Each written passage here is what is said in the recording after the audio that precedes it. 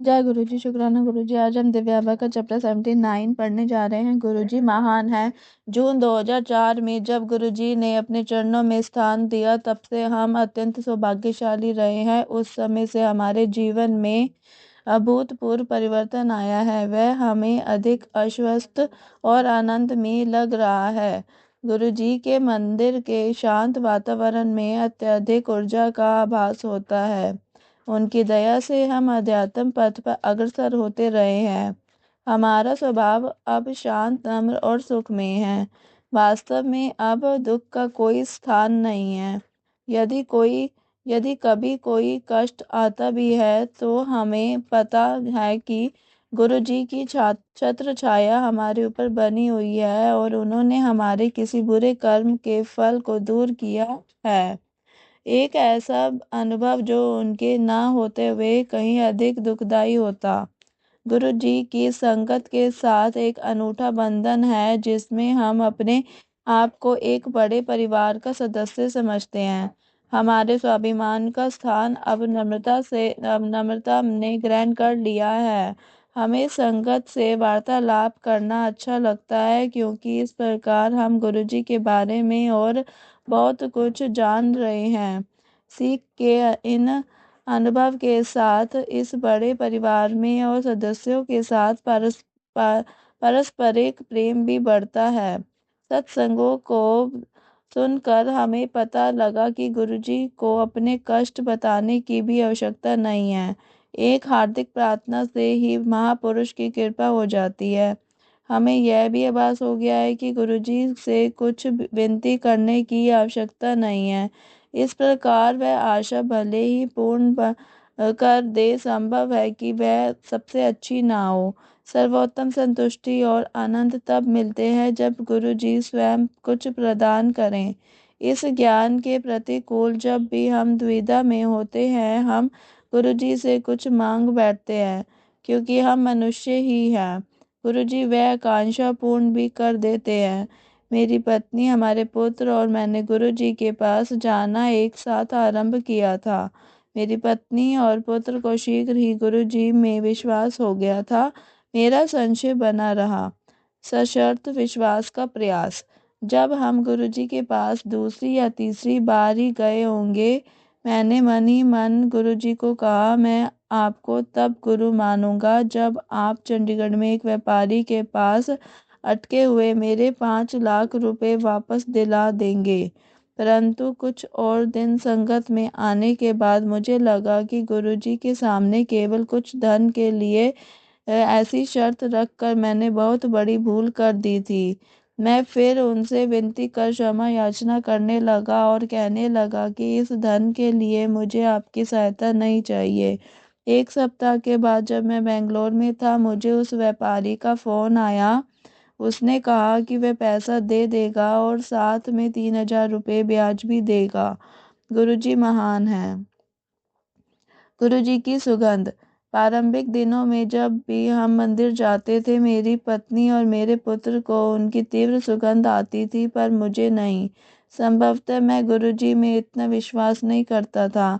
1 महीने के बाद रात को शैया पर लेटे हुए मैं सामने गुरुजी का चित्र देख रहा था। उनके बारे में सब अति सुंदर। सत्संग सुनने के बाद भी उनमें संशय के भाव रखने के लिए मैं क्षमा याचना कर रहा था और मन ही मन उनका सच्चा भक्त बनने का वचन ले रहा था। इससे पहले मैंने कभी इतनी निष्कपट प्रार्थना नहीं करी होगी। अचानक मेरे तकिए से उनकी तीव्र सुगंध आई, जिसकी पुष्टि मेरी पत्नी ने भी की। अति उदार गुरुजी ने मेरी प्रार्थना सुन ली थी और मैं उनका सच्चा सेवक बन गया था। उसके बाद मैंने कभी भी पीछे मुड़कर नहीं देखा। मेरे गुरुजी महान हैं। अनुपस्थित पुत्र के लिए लड्डू। मेरा बेटा समर नाविक है। वह अपने जहाज पर चला गया था। गुरुजी अक्सर मेरी पत्नी बब्बू से उसकी कुशलता पूछते रहते थे। एक शाम को हम गुरुजी के मंदिर में थे। गुरुजी कहीं बाहर गए हुए थे और हम उनकी प्रतीक्षा कर रहे थे। वह रात्रि को 1 बजे लौटे और संगत में लड्डू बांटने लगे। यद्यपि उन्होंने प्रत्येक भक्त को एक लड्डू दिया, मेरी पत्नी को 2 दिए। मेरी पत्नी खुशी खुशी मेरे पास आई और बोली कि गुरुजी ने हमारे बेटे के लिए भी एक लड्डू दिया है। वह यह कह रही थी कि कर्नल जोशी गुरुजी के एक अनुयायी मेरे पास आए और अपना फोन मुझे थमा कर बोले कि हमारा बेटा बात करना चाह रहा है। मैंने उससे पूछा कि वह इस समय कैसे फोन कर रहा है। उसने दिया कि उसकी बात करने की इच्छा हो रही थी और उसने सोचा कि हम लोग इस समय गुरुजी के मंदिर में ही होंगे। गुरुजी महान हैं। पत्नी के रोग हरण। मेरी पत्नी 3 बार गुरुजी की दया से स्वस्थ हुई है। 1981 में वह मैनिया रोग से पीड़ित थी। इसमें कान से अंदर के प्राकृतिक तरल का संतुलन हो जाता है। इससे उसको सिर में चक्कर और अधाशीसी के दर्द होते रहते थे। भारत और अमेरिका में करवाई हुई चिकित्साएं असफल रही थी। 1992 में एक होम्योपैथी औषधि की सहायता से उसे दबाया जा सका। जब तक वह औषधि लेती रहती थी, लक्षण कम हो जाते थे।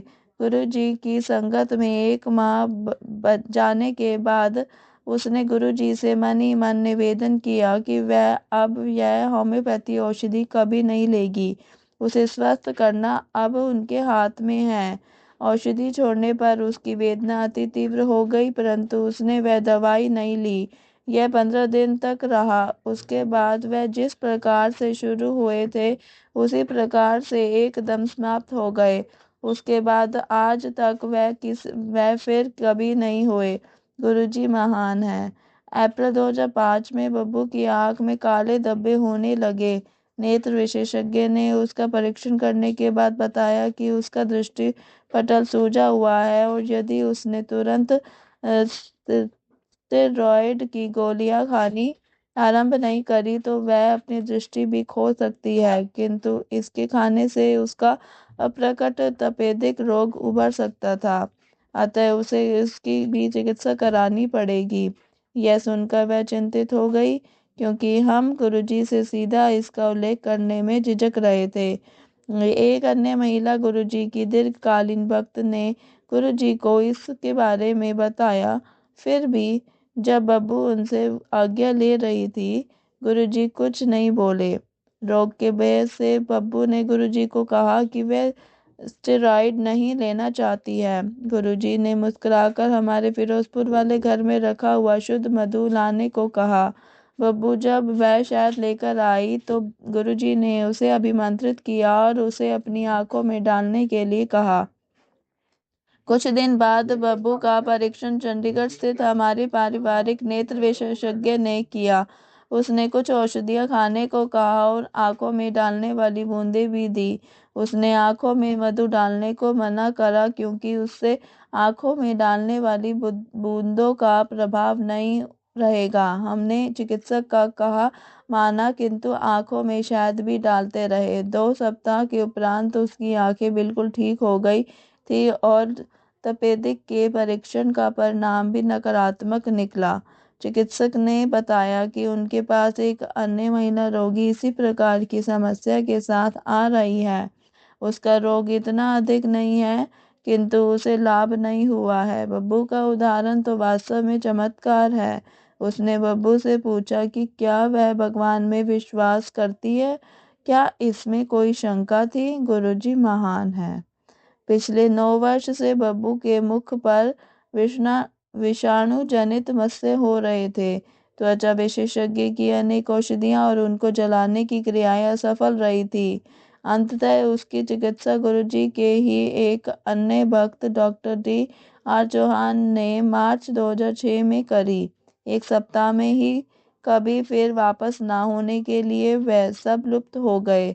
गुरुजी महान हैं। दुर्घटना से रक्षा।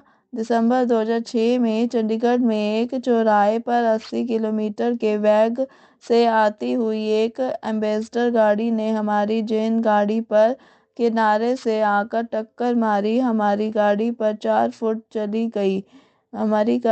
फुट दूर चली गई। उसके दरवाजे, खिड़कियां, मडगार्ड, सामने का शीशा, यहाँ तक कि गाड़ी का यंत्रों वाला हिस्सा भी टूट गया।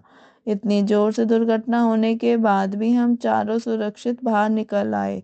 गाड़ी को ठीक कराने के लिए मुझे कुछ धन व्यय नहीं करना पड़ा, क्योंकि एम्बेसडर गाड़ी के स्वामी ने पूरा पैसा दिया। यह सब केवल गुरुजी की दया से ही संभव हो पाया। गुरुजी महान है।